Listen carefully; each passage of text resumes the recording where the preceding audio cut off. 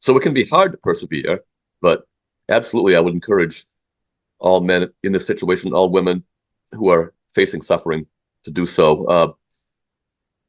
Uh, the the fight can seem long. It can seem hard when you're on the front end, but when you're on the back end of it you can look back and you can say, well, then it wasn't as long as I thought, and you Yes. can also look back and say, God really has used this to draw me closer to Himself.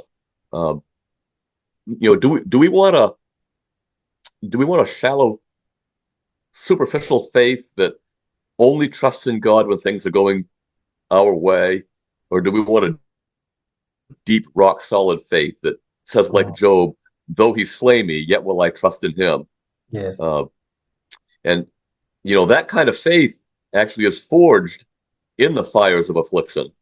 Uh, Yes. People who don't have troubles in their lives don't usually have that kind of faith. They might have a faith that seems strong until they're tested, but when they're tested, you see Yes. that it's really weak faith. And so it's that testing that uh, produces the kind of faith that can say, like Job, Yes. though He slay me, yet will I trust in Him. And without the testing, without the fires of affliction, the faith remains untested. So uh, I, it seems to me that suffering has kind of a winnowing effect, right? Yes. Uh, I know people who I remember a person once who professed to love the Lord, and I saw him was somebody I didn't see all the time, didn't see often, but would see from time to time. And I saw him and I asked how he was doing, and he said, "Well, he said I've got this backache, my back hurts, and it's really uh, it's really testing my faith." He said, I'm really wondering, is God really there and is He real?"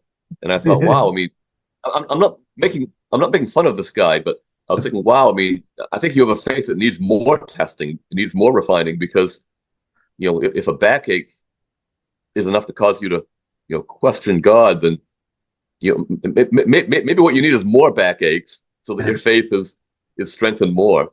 Very good. Uh,